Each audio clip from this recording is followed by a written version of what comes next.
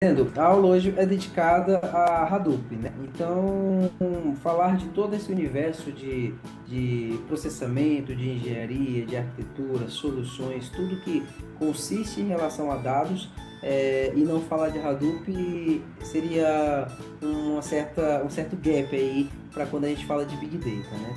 Então, o Hadoop talvez foi a, as práticas e o framework, né, as tecnologias que mais entregaram os conceitos Big Data, ao menos que seja nos primeiros anos aí de evolução do Big Data no mercado e seu conceito, né?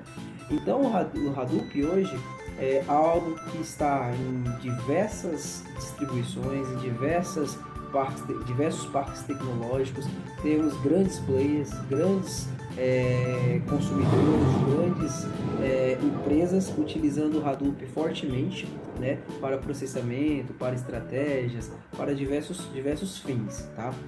Então, a ideia é que a gente passe um pouco por esse conteúdo e entenda como ele é integrado, como a sua arquitetura funciona, as grandes marcas aplicam isso dentro dos seus ambientes.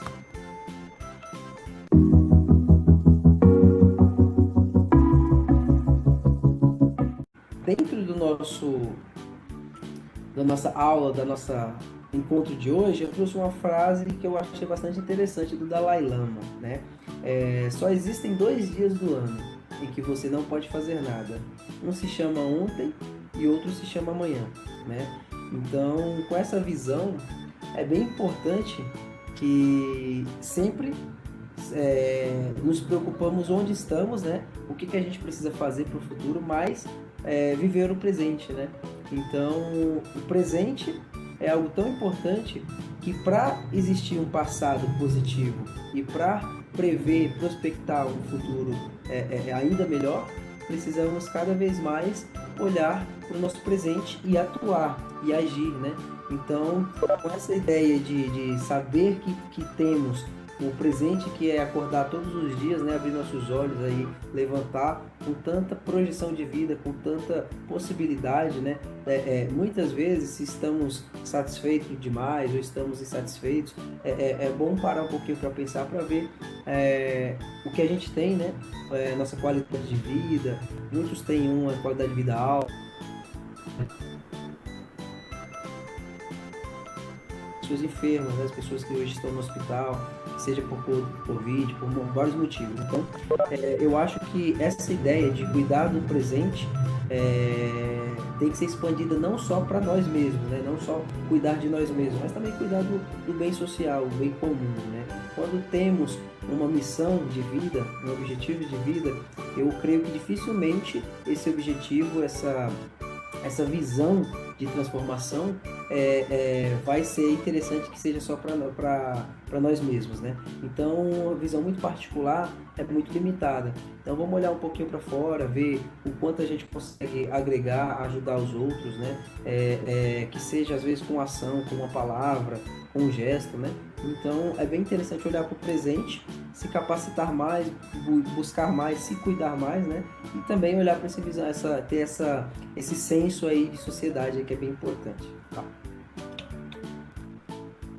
Hoje nossa agenda vai passar por alguns itens, né?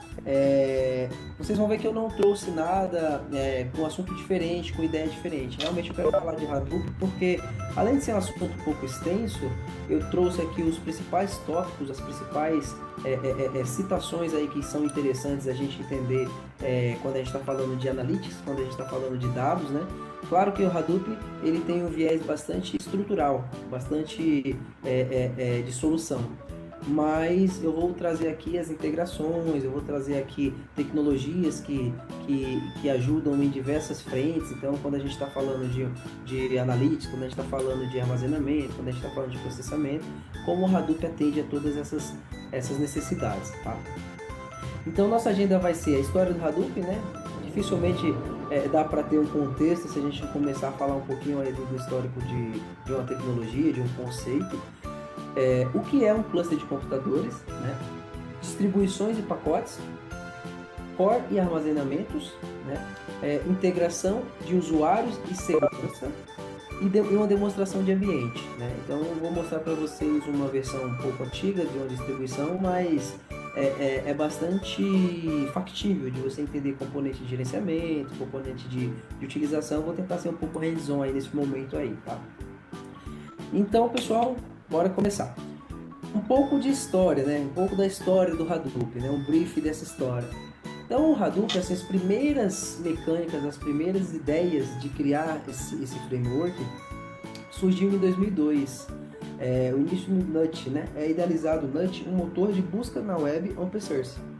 Então, foi pensado um mecanismo que conseguisse, né, impulsionar um largo conteúdo, né, de pesquisas simultaneamente e paralelamente, né? Então a gente tinha a necessidade já naqueles tempos de 2002, ainda quando a própria internet estava evoluindo, existiam diversas limitações estruturais, mas já existia toda uma necessidade de criar uma robustez maior para buscas, né, para o que a gente mais utiliza hoje, né, a internet, que seria sites de busca, né? Então os criadores perceberam que a arquitetura não seria escalável para milhões de páginas. Então a gente tinha tanto conteúdo, tanto imagem, tanto processamento, tanto acessibilidade, tanto concorrência, diversas necessidades a nível de engenharia, a nível de arquitetura, a engenharia de software como todo, né, e arquitetura para enquadrar aí dentro do fluxo. Em 2003, a Google estruturou o Google Distributed File System, né? Então foi um formato de armazenamento de informações por meio de diretórios que suportava uma replicação, que suportava uma redundância tolerante a falhas. Então já tinha alguns mecanismos para gerenciamento de informações, para gerenciamento de diretórios, né? Então foi a publicação de um paper, né, que descrevia toda essa arquitetura e como a Google tem o costume, né, desde lá atrás, de criar, de contribuir teoricamente com a comunidade, né? Então eles sempre criam componentes, né, como já fazem isso com outros componentes hoje, né, e disponibilizam isso, né? E aí em 2004 a gente teve o NDFS, né, e o MapReduce, né, que foi como começou a ser estruturado, começou a ser pensado como era possível integrar um sistema de diretórios, né, uma recursividade de gerenciamento de diretórios dentro de um motor de processamento, né? Então começou a ser integrado, a ser validado como isso daí poderia ser integrado junto com o MapReduce. Após isso, em 2005, teve uma integração desse NUT aí, desse conceito inicial com o MapReduce, tá? Em 2006, nasce o Hadoop, né, como mais ou menos os atuais, de Java, já fazendo todo um consumo de estruturas de diretório. Em 2008 chegou uma evolução, tornou-se o projeto Apache Top Level. Então o que é Top Level? A Apache qualificou isso de forma mundial, então as suas releases, as suas validações de versões já tinha todo um cuidado dedicado, né? Já tinha um trabalho, já tinha todo um roteiro produtivo, digamos assim, de disponibilização de releases, né? E quebrou o recorde, né? Interessante, quebrou o recorde de ser o sistema mais rápido a ordenar terabytes de dados. Então, naquele momento, em 2008, o Hadoop se mostrou altamente performático, altamente impulsor de velocidade. Quando estávamos pensando em Big Data, né, entre 2009 e 2012, mais ou menos, o Hadoop começou a trazer como fazer isso realmente no mundo real, né? E aí em 2009 o HDFS, o NDF evoluiu para um HDFS, né? E aí a gente tem agora um projeto independente separado, que eu acho que foi uma das melhores sacadas da estratégia de criação de produto Hadoop, de open source, assim como um todo, né? Que foi modularizar o que melhor funcionava para que fosse reutilizado em outras aplicações, em outros formatos e outras estratégias, né? Então o HDFS ganhou a sua emancipação aí, né, do pacote, e a partir disso ele começou a evoluir paralelamente com o MapReduce, né? Então os dois componentes foram evoluindo de forma paralela. Isso é bastante vantajoso porque temos usabilidades diferentes, muito mais usabilidade, muito mais teste, muito mais feedback, E aí cada um tem o seu período de maturação, de incubação, né? Então, por exemplo, o HDFS é um sistema para armazenamento, então provavelmente foi muito mais usado do que especificamente o MapReduce, né? Mas o legal disso tudo é que ao redor do mundo temos diversos projetos, diversos estudos, diversas equipes, né, que sempre buscam por algum recurso, por alguma tecnologia diferenciada que possa resolver um problema, às vezes por ser open source, né, investimento baixo, é bem mais simplificado. Então, essa quebra de modularização, para mim, é bastante importante dentro do universo do Open Source, né? E aí, em 2012, a gente teve a primeira versão 1.0 do Hadoop, que foi disponibilizada. Ali, realmente, começou a ser vendido, né? A ser comercializado, né? Não vendido, porque a gente tem Open Source, não quer dizer que é free, né? Quer dizer que é uma distribuição que precisa ter alguns critérios de cuidados e também de maturação de pacotes. Então, quando uma distribuição vai fazer o vendor, né, vai fazer a distribuição desse pacote open source, ele precisa ter alguns critérios, que é ter uma manutenção, que é ter um acompanhamento em conjunto com a comunidade, entregar um certo valor, devolver isso de forma testada, né? Então, a evolução das versões do pacote open source trabalha muito nesse formato, quando a distribuição vai evoluir ela, né? E aí, normalmente, aquela distribuição pode trazer algum componente particular, alguma coisa, mas não pode descaracterizar os pacotes principais, né? Então, é uma das maiores preocupações e foi aí que começou-se a era de grandes distribuições, né, de grandes empresas se movimentar para disponibilizar o Hadoop no mercado. Qual foi a pegada nesse momento? Foi muito a questão de aparecer no mercado, de entregar o produto, de entregar a distribuição e não cobrar por isso, não cobrar por quase nada, né? Basicamente, até muitas vezes dando um suporte prévio gratuito para poder realmente ganhar o cliente, para poder realmente difundir a ideia Hadoop, né? E aí, depois dessa movimentação de diversas distribuições, essa disponibilidade no mercado, a visibilidade da resolução de problemas, começou-se a ver que o Hadoop realmente estava processando mais rápido, que o Hadoop realmente entregava algumas coisas que os sistemas legados, que modelos tradicionais não entregavam, né? Então, já desde esse momento começou a ter uma expansão muito grande no processamento e no armazenamento informacional, né? Em 2015 a gente teve a sexta versão, que é a versão 2.7 do Hadoop, é uma versão bastante, como eu posso dizer, bastante consolidada, né? É uma versão bastante confiável. Muitos dos lugares onde eu passei, eu vi essa versão. Foi uma versão muito interessante, que ela resolveu muitos problemas de processamento, algumas falhas mesmo estruturais de integração, e foi uma versão madura, né? do Open Source, do framework. E hoje já temos a versão 3.1, que já quase evoluindo para uma nova. Então, normalmente eu percebi que após a versão 2.3 do pacote do framework Hadoop foi de 2 a 3 anos a média, tá? Então a gente tem aí uma prospecção aí que talvez esse pacote 3.1 já tem 1 ano e meio no mercado, a gente tem uma atualização. Então, o que uma versão normalmente embarca, tá? Você vai ter componentes, você vai ter novas features, você vai ter até outros projetos open source agregados dentro do pacote. O Hadoop, ele tem toda uma suite, né, detalhada na sua documentação. Então, para que eu entregue Hadoop, eu preciso ter core, eu preciso ter algumas limitações de integração. Eu não posso vender uma distribuição, não posso fazer uma distribuição desrespeitando essa estrutura, né, esse modelo, né. Então aqui a gente fala um pouquinho da história do Hadoop, só para dar um briefing, né, de como ele evoluiu, porque ele nasceu. E o legal do Hadoop é que ele é um nome que não tem nada a ver com nada, né? Então ele parece que é sigla, alguma coisa, mas na verdade o Doug Cutting, né, o cara que iniciou o projeto, deu um elefante amarelo para a filha dele, e a filha dele chamava esse elefante de Hadoop. E aí ele batizou o nome do projeto como Hadoop, o projeto está aí até hoje, né? Então, informação não tão necessária, né? Mas é bom saber esses detalhes, até que fica um pouco mais engraçado e quando a gente vê o ícone, a gente já assimila, né? Vocês vão ver normalmente que as nomenclaturas de serviços do Hadoop têm nomes estranhos, né? Pig, Hive, tudo isso é porque realmente desde essa concepção de nomenclatura, os outros projetos, quando estavam embarcando a ideia dentro do Hadoop, também começaram a utilizar nomes engraçados, né? Pig porque é uma programação meio porca, meio ruim, né? Então a gente tem um correlacionamento. Então, por aí vai, tem muitos mais outros aí com nome um pouco estranho, né?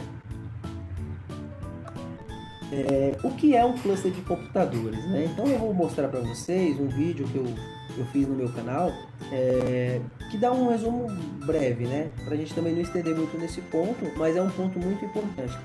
Para entender o que o Hadoop faz, para entender como ele trabalha, como ele processa, é muito importante entender o conceito de clusterização, né? É até uma certa... um paradoxo que a gente tem hoje cluster. Quando a gente fala de cluster dentro do mundo da modelagem, a gente está falando de agrupamentos, né, informacionais, onde a gente consegue definir grupos ou tipos, né, de massas, né, de amostras. Então, cluster de computadores é quando a gente tem a integração de algumas máquinas dentro de uma rede, né? Então, no mais simples, né, mais simplesmente falando, são máquinas integradas por uma rede de computadores. Basicamente é isso. Vou mostrar para a gente entra no mundo das distribuições, né? Então, as distribuições Hadoop, como eu falei, ela começou com essa movimentação do mercado de grandes players, né, grandes empresas, viram uma oportunidade de negócio, viram uma oportunidade de presença no universo de tecnologia, né? Então começaram a validar e entender como poderiam disponibilizar esses pacotes, né? Então as distribuições, né, as empresas que começaram essa estratégia, a primeira delas foi a Pivotal. A Pivotal é uma empresa canadense, né? Ela é bastante forte hoje com alguns produtos.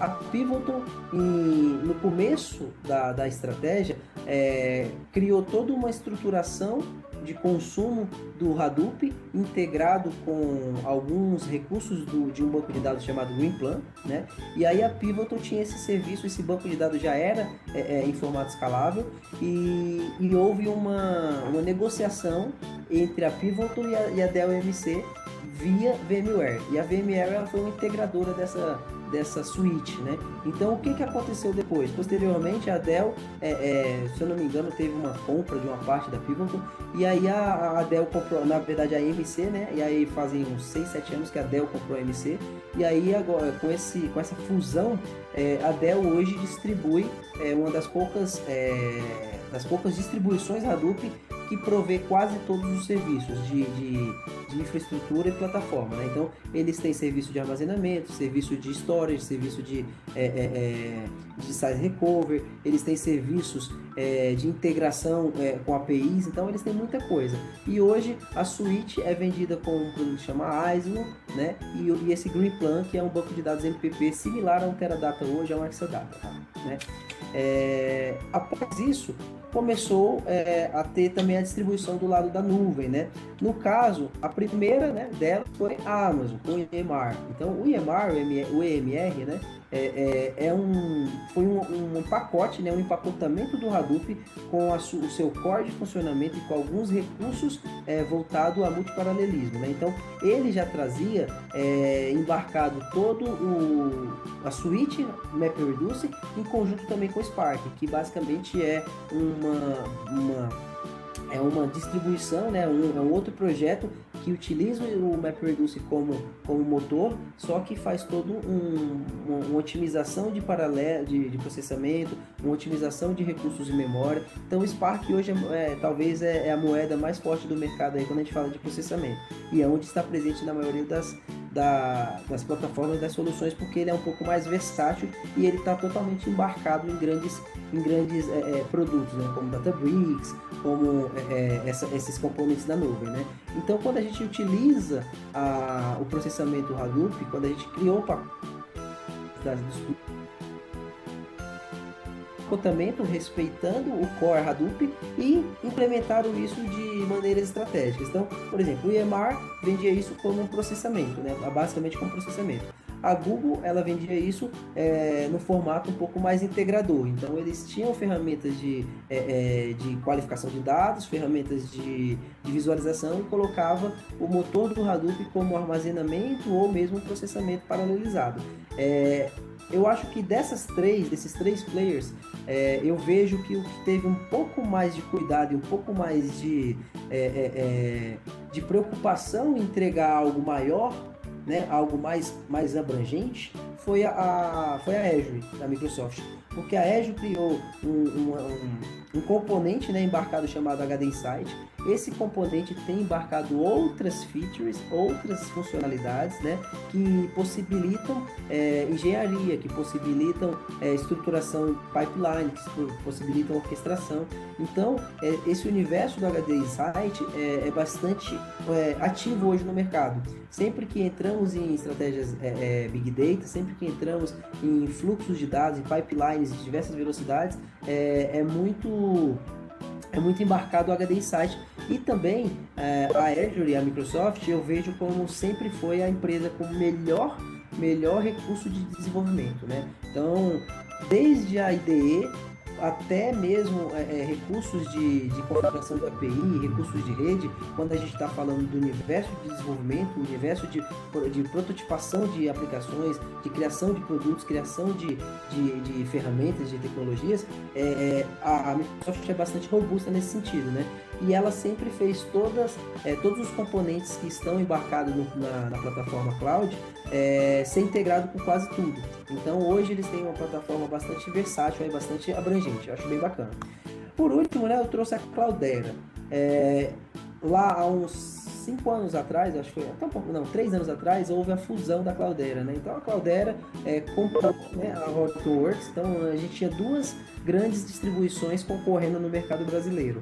A primeira delas era a Hortonworks, né? E a segunda era a Cloudera.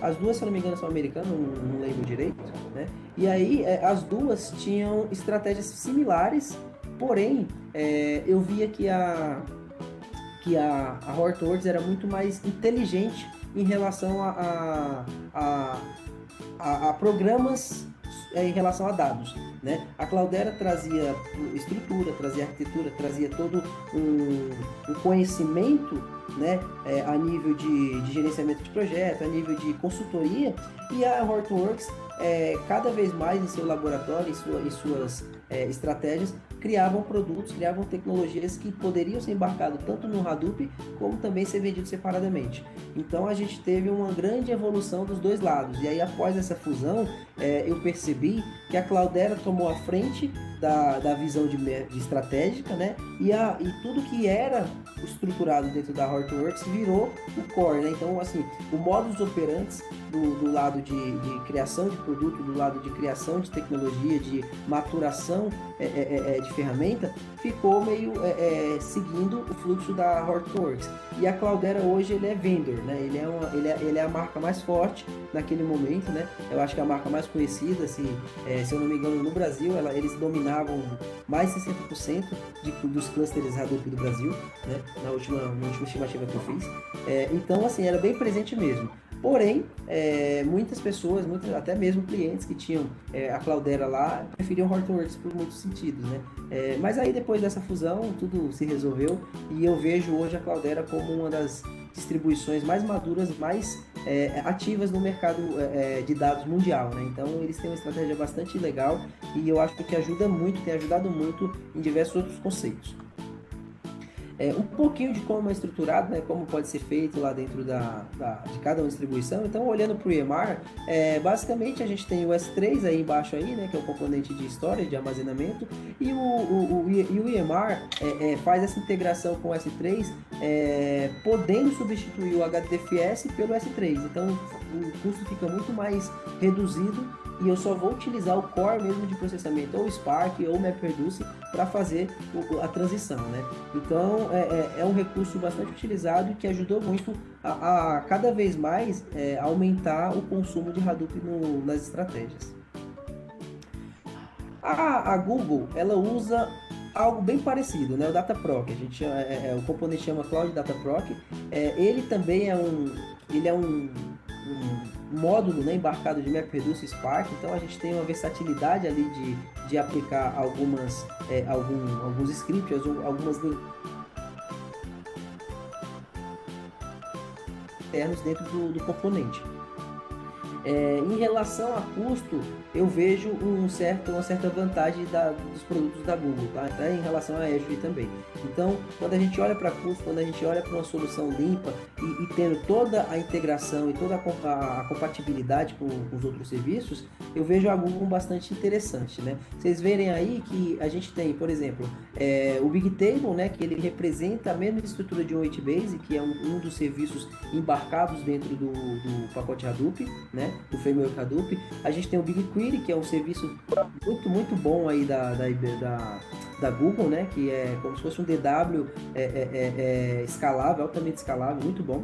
E aí os outros serviços integrados que vocês percebem que a integração é bastante forte. Então essa caixinha do Hadoop passa também a ser só processamento. Então, diferente e a Azure a mesma coisa, diferente das estratégias da Cloudera, das estratégias da Pivotal, da Dell, quando eles embarcaram o Hadoop na nuvem, foi muito para processamento, que teoricamente é o maior ganho, né, de se ter Hadoop dentro de um ambiente. Então, a velocidade aumenta, o multiprocessamento aumenta, a gente pode ver aí o Hadoop nessas soluções como um processador de dados, como um triturador de dados, né?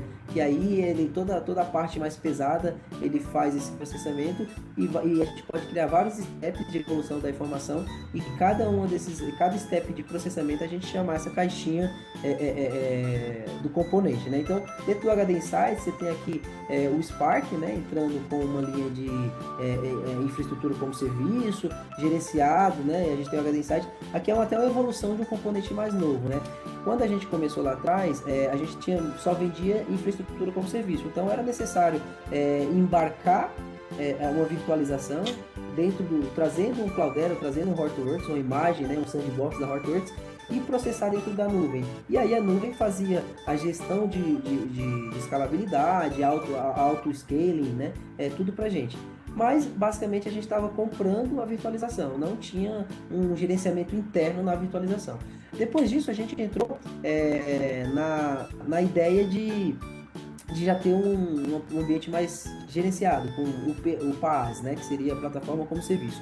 Hoje, o Databricks está vendendo muito um conceito para apartar isso, né? Então, a gente tem cada vez mais a evolução e integração do autogerenciamento para todas as partes do processo, internamente também do pacote, né? E aí aqui é até um negócio legal, a gente vê uma linha de Big Data Analytics, uma linha de armazenamento, né? Com a Azure Story ou então o Azure Data Lake Storage, né? Então, aqui vocês veem um asterisco para o Spark, porque basicamente o Spark é aplicado somente para processamento SQL em determinados lugares. No caso do Databricks é exatamente isso. O Spark tem evoluído para diversas formas de aplicar, né? Tanto a nível de linguagem, tanto a nível de processamento, tanto a nível de consumo de ambientes virtualizados, né?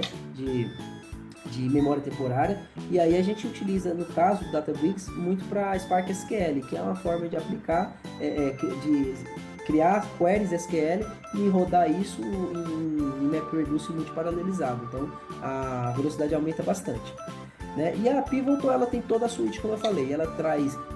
vocês veem o componente escuro aí, é da Apache, o componente verde são da Pivotal. Então vocês têm aí, ó, dentro de pilares de consumo e do lado da arquitetura, os componentes que são Pivotal integrados com os componentes que são Hadoop, né? Então foi um formato que eles criaram para vender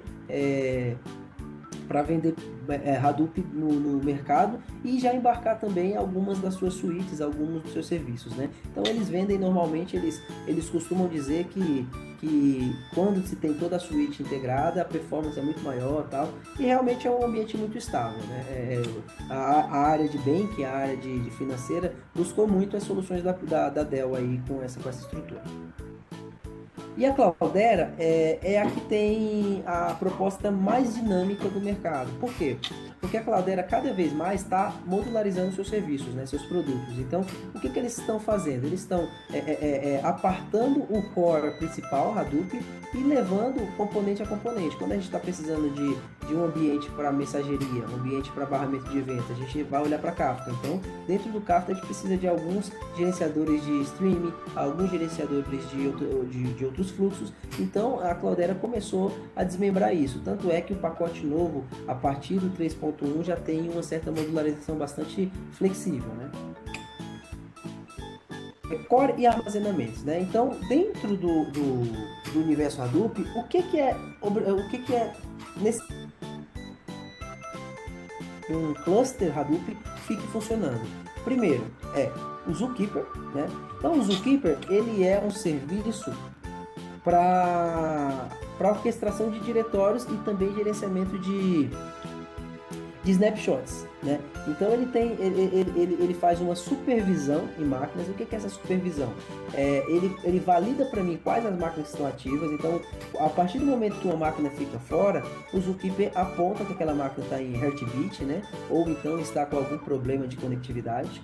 E aí o processamento para de chamar aquela máquina para fazer para utilizar algum recurso, né? Então o Zookeeper normalmente é o primeiro serviço a ser instalado dentro de um framework Hadoop, né? Porque ele é o cara que valida as máquinas e ele tem também algumas outras funcionalidades, como eu disse. Ele pode gerenciar diretórios, né, das outras máquinas. Então, por exemplo, se eu estou criando um processamento distribuído em várias máquinas, só que esse processamento é altamente volumoso e eu vou ter outros jobs rodando em paralelo, o Zookeeper separa, né, bloqueia, né, faz um bloco dessa camada de armazenamento, dessa camada de processamento e consumo em memória, faz um bloco para que não haja concorrência ou não haja perdas em relação a outros jobs. Então, ele tem todo um fluxo de cuidado da transação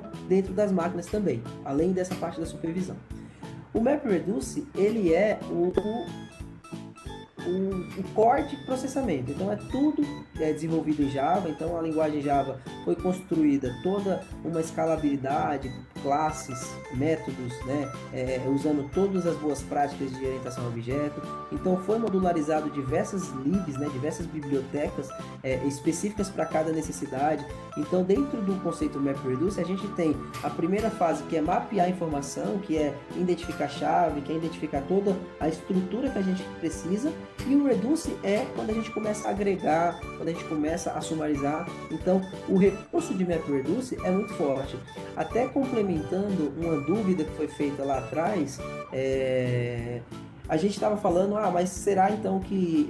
como que eu vou fazer a agregação se o Hive não suporta? Na verdade, quando o Hadoop foi pensado e foi implementado, quem tinha que fazer a agregação, quem tinha que trabalhar, quem tinha que realmente aplicar as coisas, era dentro do MapReduce. Mas o que é esse MapReduce? É você desenvolver o código Java e pegar o script A e pegar um tabela A, fazer todo um tratamento via os recursos de programação. Então, quando a gente faz isso, quando aplicamos dessa maneira, é muito bom o processamento, é muito mais performático. Por quê? Porque a gente consegue customizar no detalhe a necessidade daquele dado, daquela informação. Quando a gente dispara uma query no HQL dentro do Hive, ele vai decodificar aquilo, ele vai gerar as métricas, ele vai gerar as variáveis de ambiente e ele vai disparar uma conta automática em cima de alguns cálculos que foi feito automático para ser executado pelo MapReduce, né? Então, muitas vezes, quando a gente executa uma query que a gente estima que vai ter, por exemplo, existe um cálculo dentro do MapReduce que ele estima quantos map e quantos reduce ele pode precisar para fazer todo o tratamento daquela informação. É como se fosse um plano de execução que ele cria. E aí esse plano de execução do MapReduce, às vezes erra o cálculo.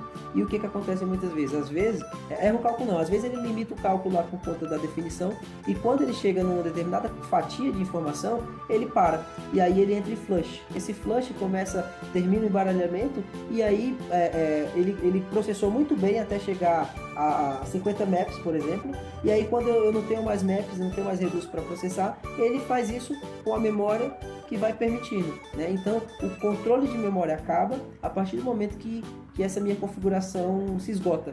E como fazer isso de forma otimizada para a quantidade de dados que eu estou utilizando? Aí é muito relativo. Aí a gente pode aplicar configurações de ambiente, a gente pode aplicar configurações de processo, a gente pode aplicar configurações dentro do processamento específica para aquela variável, para aquele ETL que seja, entendeu? Então, assim, saber utilizar o MapReduce, saber utilizar o Hive, faz toda a diferença em ambientes maduros de Big Data. O Yarn, ele é um cara que faz toda a gestão de memória e containerização do ambiente. Então, o que é isso? Ele aloca, a partir do momento que é disparado um job, um job é estruturado em várias tasks, né? Então, o MapReduce vai lá e quebra aquela task em diversos mappers, diversos reduce, e cada mapper desse é dedicado a uma task, né? E aí o Yarn, ele valida, olha, você tem memória para fazer memória, caso exista armazenamento, caso exista todo os componentes necessários, o Yarn dispara o job, né? Então, normalmente o Yarn que faz o controle de filas, né, dentro do Hadoop, e também ele que gerencia a parte de memória. O HDFS, ele é o cara que faz todo o armazenamento, né? Então, tudo que transita de processamento do MapReduce é internalizado dentro do HDFS. Sabendo disso, todos os recursos de replicação, todos os recursos de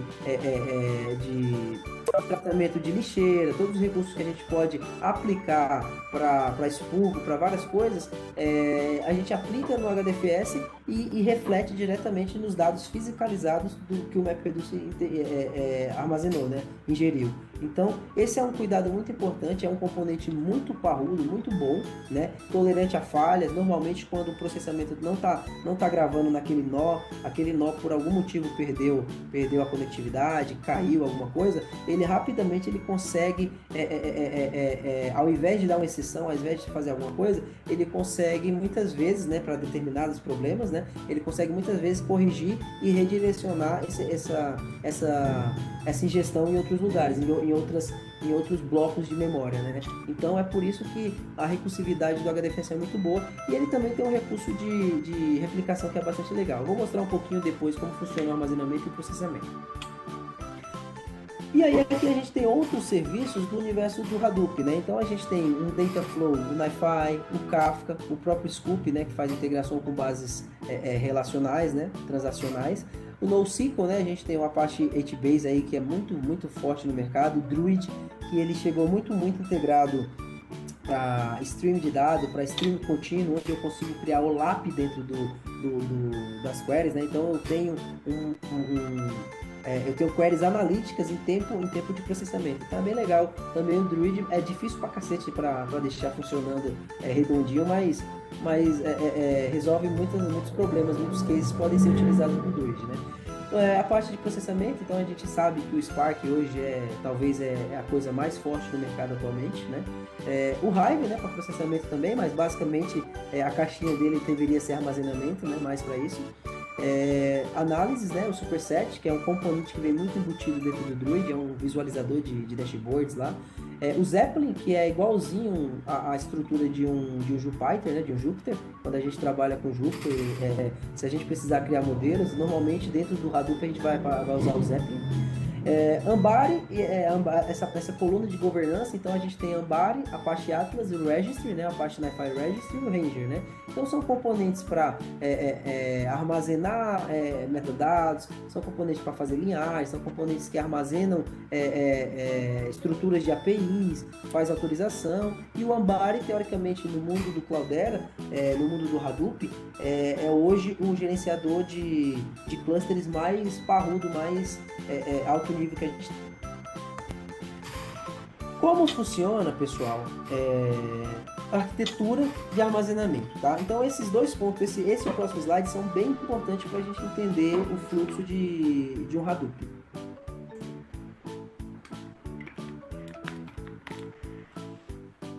O Hadoop, ele tem um ponto muito forte que é o nosso armazenamento, né?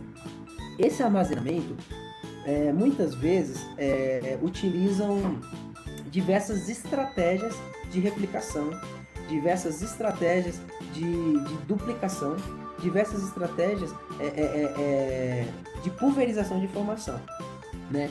Então, aqui eu estou trazendo um pouquinho, até para a gente demonstrar como um cluster Hadoop pode ser altamente disponível, uma estratégia de alta disponibilidade. O que é alta disponibilidade? É eu ter um ambiente que, por algum motivo, acontecer algum problema, eu não perca a velocidade de processamento, a velocidade de consumo, né? Então, eu tenho alta disponibilidade, eu consigo ter aquele dado, basicamente, ao menos replicado 2 vezes, né? Ao menos disponível 2 vezes, né? Então, existe uma estratégia muito utilizada em grandes players, em grandes empresas, né? Que chama uma estratégia de armazenamento em rack. O Hadoop, ele suporta estruturas rack. O que seria um rack? Rack seria uma arquitetura de discos, né? Uma arquitetura de JBoards, né? Que seria discos na barriga, né? Então, uma empresa compra lá 10 racks lá com uma capacidade de 10 terabytes, por exemplo, né? E aí, só que ela precisa garantir que haja também disaster recovery, que haja consumo da informação e na fiscalização da informação. Então, uma estratégia de disaster recovery tende a garantir que, caso aconteça um desastre, caso aconteça alguma coisa do lado A, eu tenha como manter os meus serviços funcionando, consumindo do lado B, né? Então, além de um espelhamento informacional, a gente tem toda uma parte de tecnologia e arquitetura para fazer funcionar, né? Então, digamos que aqui a gente tem o lado leste, né? Então, nossa, difícil de escrever assim. Desculpa, tá, pessoal? A feiura da letra aí, mas aqui vai. Então, o lado leste e o lado oeste. Nossa, Deus.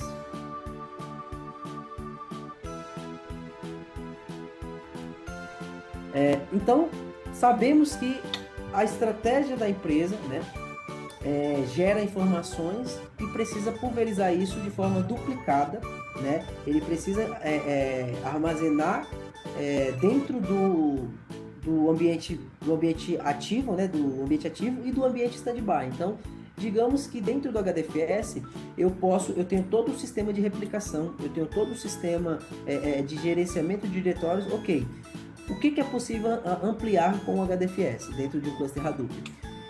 Então eu tenho aqui a minha fonte, né? Minha fonte informacional. Então eu recebo informações nesse cara e no mesmo momento que eu recebo, o próprio HDFS me dá o recurso de replicação. Então eu por meio estratégico, por meio de arquitetura de solução, eu duplico a informação no cluster leste e no cluster oeste, né? Então eu consigo manter uma replicação altamente disponível e também ter isso em locais diferentes, né? Então a gente tem uma regionalidade diferente. Caso aconteça um problema no host, eu vou ter outro host ativo, né? Então é uma forma de criar um disaster recovery, criar uma estratégia de disaster recovery, né?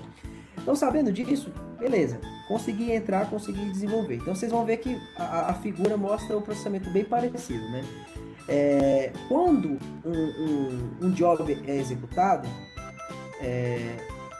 existem dentro da estrutura do HDFS 2 tipos de máquinas, né? O data node, né?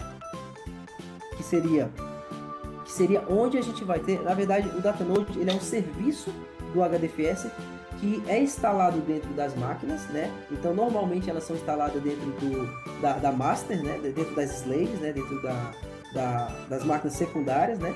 E esse data node, ele utiliza todo o armazenamento. Então, como que a gente normalmente precisa fazer? Acho que eu devia ter invertido o slide, tá? Era melhor ter mostrado o processamento primeiro, que vocês vão entender depois. Quando a gente precisa criar um ambiente, criar uma topologia Hadoop, é importante que a gente faça essa validação. O que vai virar Data Node e o que vai virar Master Node, que seria para processamento, para gerenciamento, né? Name Node, né, no caso. Então, dentro do Name Node, ele faz a orquestração dos meus Data Nodes, né? Então, o que é o Data Node? Ele é um serviço que está implementado numa máquina e está consumindo o espaço em disco, o espaço de armazenamento daquela máquina. E aí ele consegue se comunicar com o Name Node, né? E fazer toda a gestão da quantidade de armazenamento que está permitido. Então, se eu tenho 3 máquinas, cada uma com 100 GB, eu vou ter como um todo, né, 300 GB de armazenamento, né? Então, ele faz toda essa gestão. E aí vocês vão ver que cada server pode possuir uma quantidade de disco específica, né? Então, por exemplo, obviamente é interessante criar sempre um padrão, né, de volumetria e de quantidade de disco. Mas você pode, por algum motivo, ter um disco, ter um server, ter um Data Node muito crítico, né, e muito mais parrudo que outros servers. Então eu posso criar uma estratégia direcionando aquele Data Node com algumas segregações de processamento. Eu consigo, por meio do HDFS, separar e até pulverizar informações de lugares diferentes. Quando eu faço uma ingestão, quando eu trago a informação, o que o Name Node faz? Ele valida, né, onde estão, quais são as máquinas que estão disponíveis, e aí ele replica um pedaço daquela informação em cada um dos nodes. Então, se eu vou inserir um registro de cliente, por exemplo, na tabela do Hive, ele vai vir aqui e vai armazenar o registro aqui, o registro aqui, o registro aqui. Normalmente, a replicação dele é múltiplos de 3, né? Que já traz uma consistência, uma redundância muito grande. Ele tem também um recurso de quando algum nó é corrompido, alguma coisa acontece, ele mesmo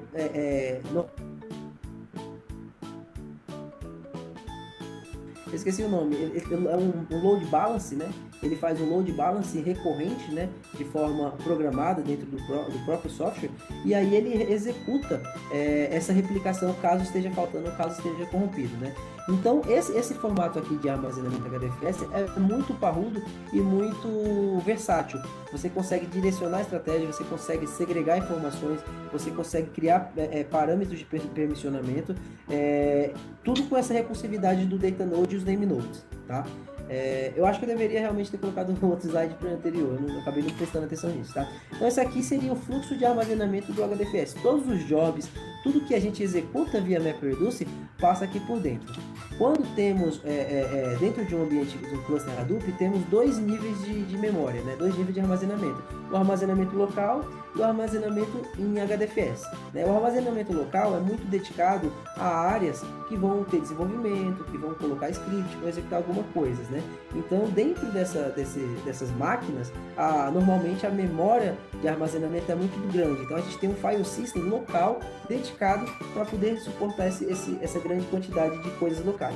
Quando a gente tem, o que não é muito comum, né? O que é comum normalmente quando a gente precisa processar, precisa armazenar, é utilizar o HDFS. Então a gente tem um serviço, né? O serviço do HDFS ele tem como se fosse um API, né? Que trabalha com GPRS, é um protocolo específico lá.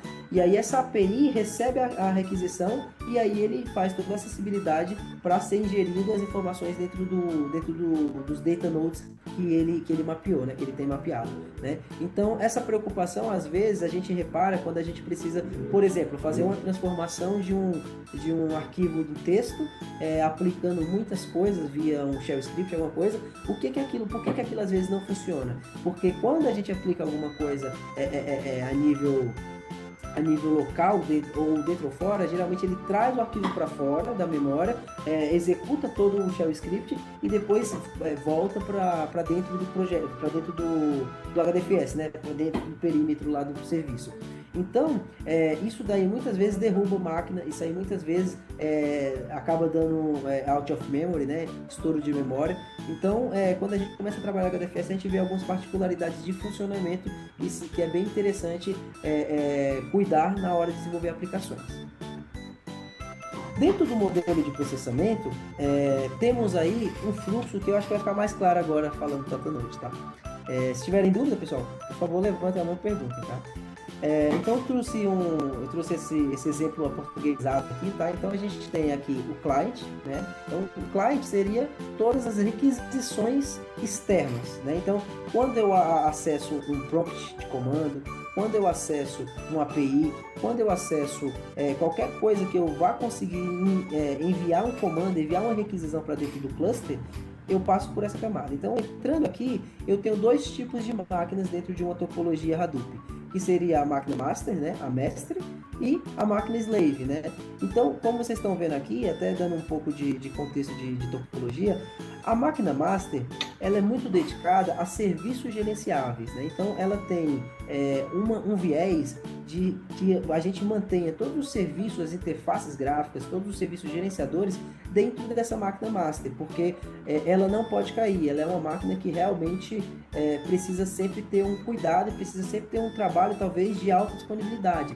que alguns serviços têm essa funcionalidade, aplicar isso e criar sempre uma máquina stand-by, no caso aqui a secondary name node, né? Então, sempre que um name node cai, ele precisa ter um secondary name node em alguma outra máquina master instalada. Até na verdade, se eu não me engano, o próprio Hadoop não permite ter um só. Por que isso? Porque se eu não consigo gerenciar os meus data nodes, né, as minhas máquinas para armazenar, eu não consigo fazer nada. Então, sabemos que o MapReduce utiliza o próprio data node, utiliza a memória de processamento do Hadoop para fazer processamento, para fazer orquestração, para fazer flush. Sempre que dispara o MapReduce, ele vai orquestrar a informação por meio da memória e do armazenamento que ele possui. Quando o name node está fora, quando ele está inativo, eu não consigo fazer mais nada, então meu cluster para, né? Então, de forma mais crítica possível dentro de um ambiente Hadoop, é essa preocupação da comunicação dos name nodes com os data nodes, né? E aí, dentro do processamento, quando a gente dispara um job, quando o YARN valida lá a memória e tal, faz todo o trabalho a nível de componente, a nível de recursos, né, do ambiente para poder fazer a execução daquele processo, todos os processos das tarefas é esse cara aqui, o Job Tracker, né? Então, o Job Tracker, ele é o cara que faz... ele faz o cálculo, ele faz alguns recursos para poder quebrar aquele problema em passos, né? Então, sempre que a gente executa uma query, executa alguma coisa no MapReduce, no Hive, ou executa algum script dentro do Hadoop, ele converte aquele MapReduce, o MapReduce aciona o Job Tracker, né, que é um componente do MapReduce, e esse componente, ele valida, olha, esse seu problema, eu vou quebrar ele em 10 tarefas. Por exemplo. E aí ele distribui aquilo dentro dos nodes de processamento, né? Então ele faz essa comunicação tanto entre a memória como o processador, né? E aí ele fica fazendo essa comunicação. Então ele dispara, digamos que o meu job aí tem um ponto que é bastante interessante. Quando eu crio uma fila, digamos que eu tenho uma fila de produção. Vou usar essas duas máquinas, né? Então essa fila é a fila prioritária, a fila que está dando coisas de produção, né? Então, eu vou ter essas duas máquinas. Eu consigo, por meio de configurações, definir que a minha fila só use, por exemplo, aqui. Sei lá quanto está isso aqui. Deixa eu ver. Vai, 50% de hard, né? Então, o que acontece? Essa minha fila, ela vai poder utilizar essas duas máquinas, essas dois slave aqui, para processamento, e vai acabar ignorando essas outras duas. E aí a gente pode dizer que a gente tem uma segunda fila que é para homologação, tá? Então é até um conceito bastante usado no mercado. Aí dentro de homologação eu vou usar 5%, né? E aí ele pode dedicar nessa máquina, tá? Pode ser que a orquestração do Job Tracker e do Name Node seja diferente, vai depender onde a informação vai estar armazenada, né? Esse controle a nível de qual node, qual espaço físico eu vou colocar a informação, não dá para fazer, porque exatamente você acaba quebrando o gerenciamento do name node, a orquestração aí de armazenamento do HDFS, né? Mas aí, digamos que de forma analógica, para visualizar, a gente tem isso. E aí a gente coloca esse último node aqui, esse último recurso, né? Vamos olhar como recurso, para desenvolvimento, né? Então, esse último recurso de dev, ele também vai ter 25%, né? E o que acontece aí? Digamos que eu, com uma massa de dados, uma volumetria de, sei lá, 10 bilhões de linhas, né? 10 bilhões de linhas, para executar em 25% de hardware, né? Com, às vezes, muitos outros processamentos paralelizados de outros desenvolvedores de outras áreas. O que vai acontecer? Esse meu processamento, se ele não quebrar, se ele não der estouro de memória, ele vai demorar muito mais que o normal, né? E aí é nesse momento que a gente tem todo o cuidado de administração, de orquestração, de cuidado com a memória, né? Para que seja definida essas filas e que essas filas sustentem os processos, né? Então, quando começa a alocar, quando começa a dar pico de processamento, quando começa a dar pico de armazenamento, existem diversas flags e diversos alertas dentro do Ambari, que eu vou mostrar lá no final para vocês, que ajudam nessa validação, tá? Então, basicamente, a gente tem dois tipos de máquina, Master e Slave, né? Dois subserviços gerenciadores. O Name Node é um subserviço do HDFS, o Job Tracker é um subserviço do MapReduce. Então, o Name Node orquestra e gerencia os Data Nodes, que é o serviço que consiste em replicar, em armazenar as informações. Então, todo o I/O de dentro de um Hadoop é gerido pelo Datanode, né? E o Job Tracker é o cara que vai quebrar e vai estruturar as tarefas aí a serem executadas. Tudo isso utilizando Mapper ou Reduce, né? Então, qualquer coisa que vocês rodem no ambiente, qualquer coisa que rodem a nível de HDFS, a nível de processamento, vai virar Mapper Reduce. Então, às vezes, eu queria fazer um count numa tabela. Às vezes não é o mais rápido, às vezes você pode, sei lá, usar outros recursos, né? Usar algumas outras coisas, porque muitas vezes você pode perder tempo, porque até a aplicação disparar, chamar o Yarn, fazer toda essa gestão de recursos, demora um pouquinho. Não que o processamento demore, mas até fazer tudo isso demora um pouquinho. Então dá aquela percepção de que o Hive está lento, coisas do tipo, tá? Então é um cuidado que é importante ter. Aplicações de usuários de segurança. Então eu vou trazer um pouco de como o mundo de Hadoop pode ter um cuidado a nível de segurança e a nível de perimetrização de acessos, né? Então sabemos que dentro do mundo de segurança é muito importante a gente disponibilizar as informações no momento certo, né? Além de a gente falar de ciclo de vida do dado, mas também para as pessoas certas, né? Para as pessoas com as permissões certas. O que a gente consegue com isso? A gente consegue ter democratização, a gente consegue ter segregação. Então, essa preocupação de integrações e a segurança é muito importante.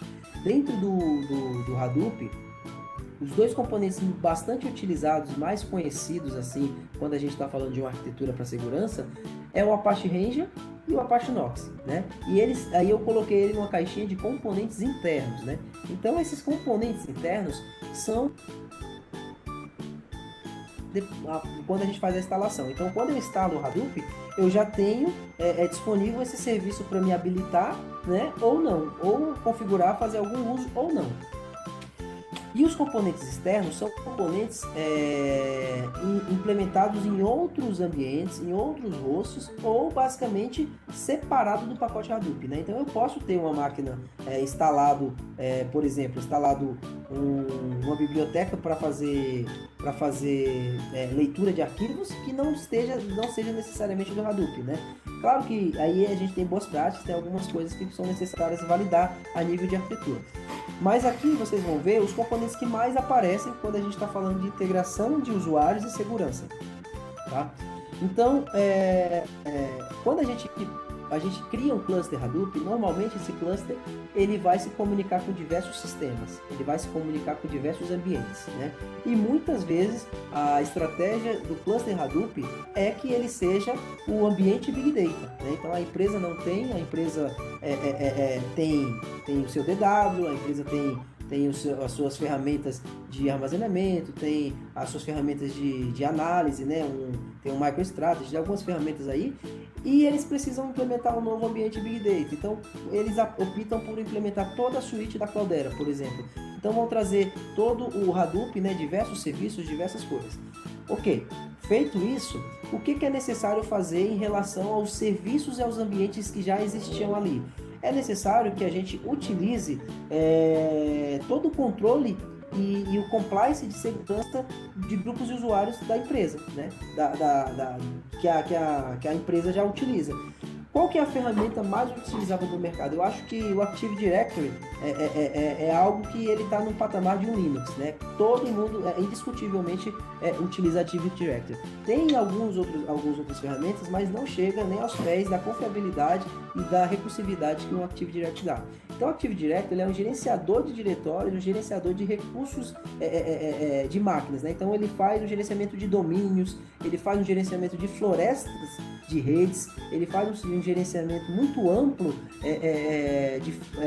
virtual. Então ele consegue olhar para todos os rostos, ele consegue gerenciar todos os DNS, todos os domínios, todos os firewalls.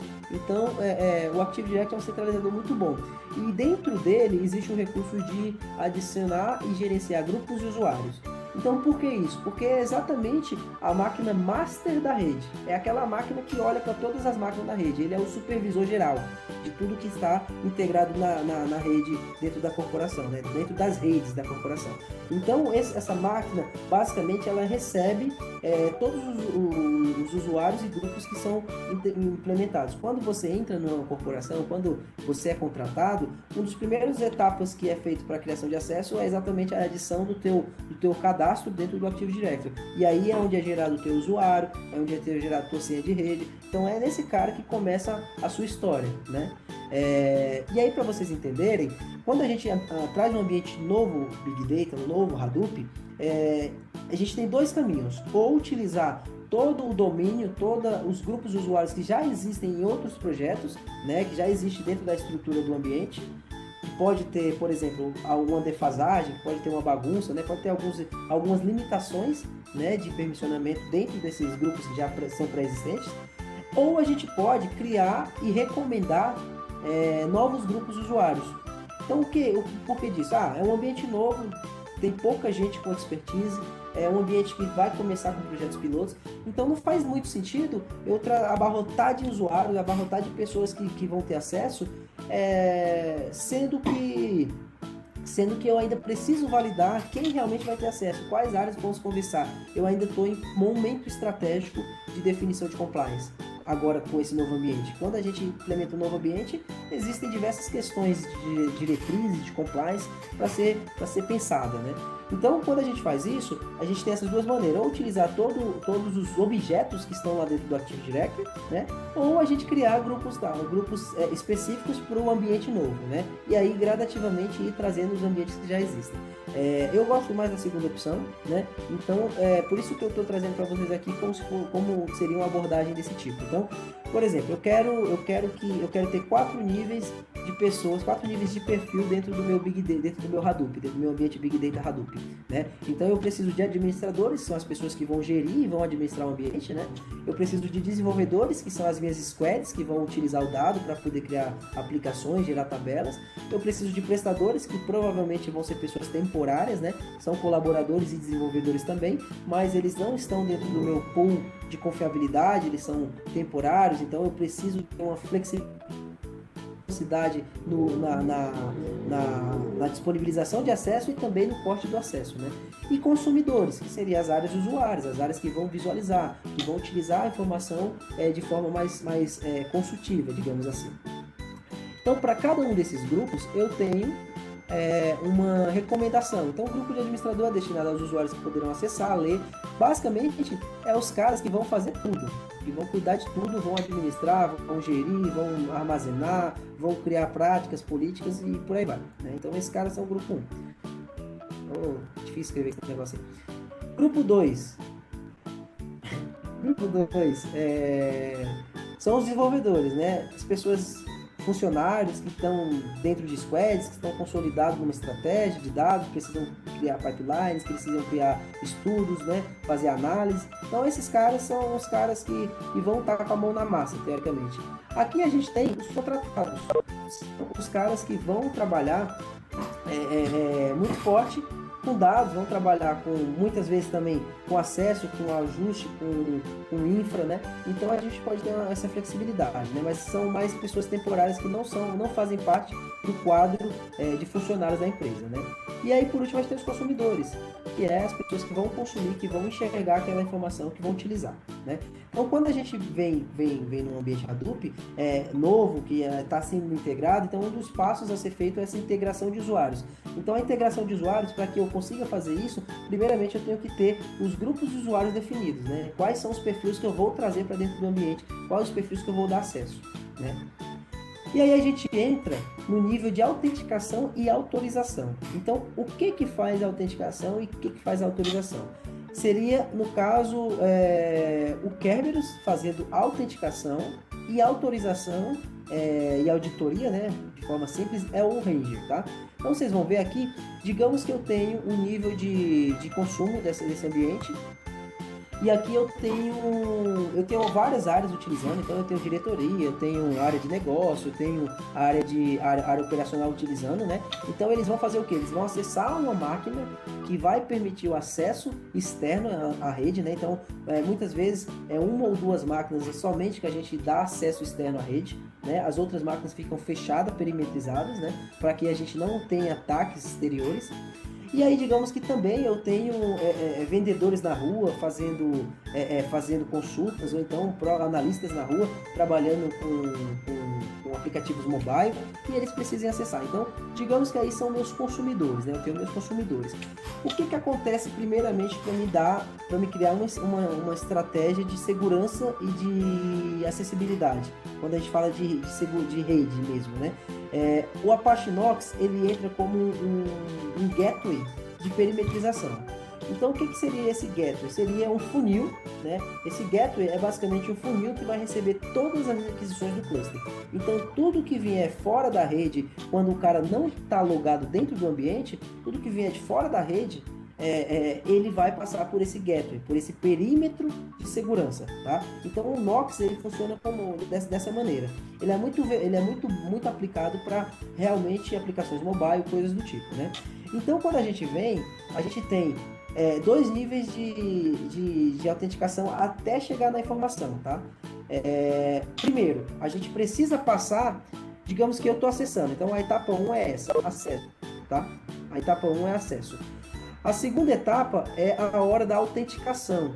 Então é nessa hora aqui que o meu usuário bate dentro de um host Kerberos, né, do KGB, a gente chama de KGB, dentro de um KGB lá do Kerberos, dentro de um host de validação, ele autentica para mim se eu tenho um acesso permitido, se existe essa permissão para esse usuário, né, para mim e para esse usuário no caso, e ele vai e confere lá no Active Directory outras permissões.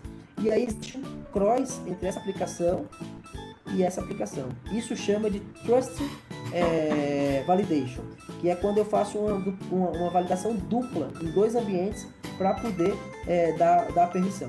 E esse carinha aqui, ele é o cara mais usado hoje no universo de Linux, tá? No universo de Unix. Então, todas as soluções, tudo que a gente faz, a gente passa por esses caras de Kerberos, quando a gente está falando de segurança corporativa. E esse cara ele tem uma funcionalidade de gerar uma keytab. Essa keytab é como se fosse um arquivo que cria um tempo de sessão para você navegar dentro do ambiente. Então, digamos que eu vou acessar uma aplicação, eu vou fazer a leitura de uma tabela. Eu vou lá, faço esse processo e aí eu consegui a minha autenticação, ele gerou minha keytab. Qual que é o próximo passo? Ele vem e passa nessa parte aqui. Ele vai lá na minha aplicação no Ranger, né? E aí o Ranger acessar o esquema A e a tabela B. Ele não pode acessar a tabela A, tá? Então, quando eu faço uma query, digamos que a minha query desceu para dentro do Hive, né? Chegou aqui no Hive, eu não vou conseguir acessar, porque a autorização não deixou. Mas se eu tiver acesso, então eu vou pegar essa informação e vou conseguir consumir ela. Então, o que acontece? Esse aqui é o fluxo de acesso, né, de permissionamento até chegar na informação. Então, quais seriam os níveis de informação que a gente tem? A gente pode ter APIs, a gente pode ter interfaces gráficas para fazer query dentro do Hive, né? No caso, a gente tem aí diversas maneiras de fazer isso no mercado. A gente pode ter um diretório no HDFS, que eu tenho um arquivo específico lá que eu armazenei. Eu posso ter tabelas no Hive. eu posso ter aqui HBase, né? Então, assim, o nível de acessibilidade vai ampliando bastante. Só que sempre que você vai entrar no cluster, você passa por isso. Então, o cluster é isso aqui, ó.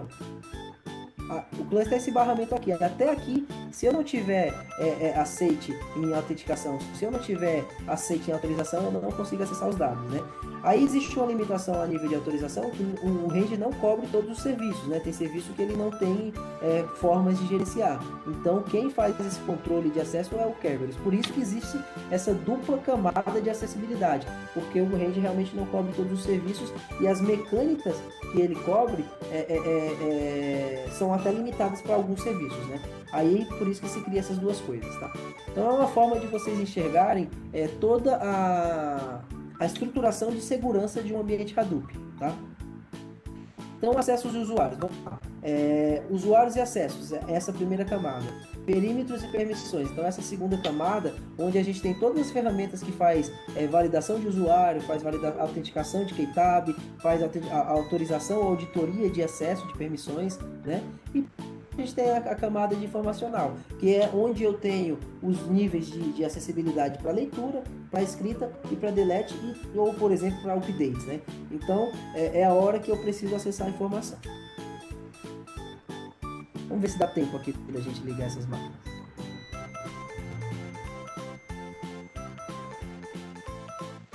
Acho que vai dar. Tá. Então aqui, ó, é a cara da ferramenta na versão 2.7, tá? Então o Ambari, ele tem um painel de acessibilidade, então você tem diversas integrações de usuários dentro de um cluster Hadoop. A primeira é a estruturação de integração de usuários do Ambari, que você pode ter tanto a nível de LDAP, né, a nível de integração com sincronia com o Active Directory, com outros armazenamentos de diretório, ou você pode ter a nível de Unix, né? Então a gente está instalado em máquinas Linux, né? E aí a gente pode usar os usuários do Unix, né? Os usuários que foram criados lá de grupos de usuários das próprias máquinas Linux para acessar esse cara, tá? Então existem alguns níveis também de grupo de usuário que a gente consegue aplicar, né? Normalmente todas as empresas utilizam o LDAP porque é toda a base de cadastro que já existe, né? Então não faz nem sentido não usar. Aí vocês veem o que a gente precisa fazer. Por exemplo, as máquinas foram derrubadas, né? Foram desligadas. O que ele faz, o Hadoop? Ele derruba todos os serviços, né? Então, quando eu vou separar os serviços, ó, eu tenho a Master e eu tenho a Worknode, né? Então, dentro da Work, olha os serviços que eu tenho. Ele tem o HBase, ele tem o HCatalog, ele tem o HDFS, ele tem o Hive, ele tem o InfraSolar, ele tem o MapReduce 2, que é uma melhoria do MapReduce do pacote primário. Ele tem o Ping, ele tem o Slider, ele tem o Spark 2, o Spark 1, que também é uma evolução do pacote anterior, o TES, o Yarn. Então ele vai começar todos os serviços que está instalado nesse cara. Então quando a gente fala de um serviço, ele pode ter vários subserviços, né? Vários subcomponentes. Então para vocês verem, um HDFS, ó, ele é composto de name node, secondary name node e data nodes, journal nodes e NFS gateways. Então cada um desses caras tem uma funcionalidade para que o HDFS funcione de forma plena, de forma integrada, né? O Yarn, ele também tem outros subserviços. Então ele tem esse App Timeline Server, ele tem o Resource Manager, que é teoricamente o gerenciador de todos os recursos do ambiente. Ele tem o Node Manager, que é o gerenciador dos data nodes. E tem o Yarn Clients, que é alguns recursos que a gente pode utilizar para criar fila, uma interface gráfica, tá? Então assim, só estou dando um briefing aqui, tá? Mas ó, para você ver a complexidade de um cluster Hadoop, ele realmente tem um esforço, ele tem uma necessidade muito profunda de ter expertise, de ter vários outros detalhes, mas quando isso funciona, o nível de entrega, o nível de controle, o nível de gestão é bastante interessante, né? Principalmente para a segurança. Hoje, o Hadoop é uma das arquiteturas mais intransponíveis na visão de segurança do mercado, tá? E aí vocês vão ver vários outros serviços aqui, né? Então eu estava querendo até mostrar para vocês os serviços mostrando mesmo, mas acho que não vai dar tempo, tá? Já é 7h30. É isso, pessoal. Então, para também não estender, todo mundo cansado, quinta-feira, né? Espero que eu tenha conseguido contar a história do Hadoop para vocês. É um framework altamente interessante. Vocês vão ver serviços para diversas coisas, né? Então eu tenho serviço para linhagem de dados, para governança, eu tenho serviços para mensageria, para eventos, eu tenho serviços para multiprocessamento, eu tenho diversos serviços. Então, e além disso, cada pacote tem outro serviço para adicionar. Aqui não tem todos os serviços. Digamos que eu quero adicionar algum outro serviço que me falta. Ó, ainda faltam esses serviços que estão em branco. Está passado em verde é o que está instalado. E esses outros ainda não foram instalados. Tá? Então eu tenho o Ranger, eu tenho o Zeppelin, eu tenho o Nox aqui ainda que não instalei. O USE. O USE é um orquestrador de workflows. Né? Então o USE é parecido com o Airflow. Né? Basicamente ele tem o mesmo conceito do Airflow. Claro, ele orquestra diversos ambientes simultâneos, mas o USE dentro do ambiente Hadoop ele é bastante legal de se usar, bastante intuitivo, né? Então a interface gráfica é muito boa para você. O Scoop, né? Então eu tenho muito mais outros serviços. E aí quando a gente faz um upgrade de ambiente, normalmente é embarcado novos serviços, é embarcado novas versões, novas funcionalidades para cada serviço, né? Então a parte de integração dos serviços é bastante parruda, digamos assim, no mundo do Hadoop, tá? Então é isso, pessoal.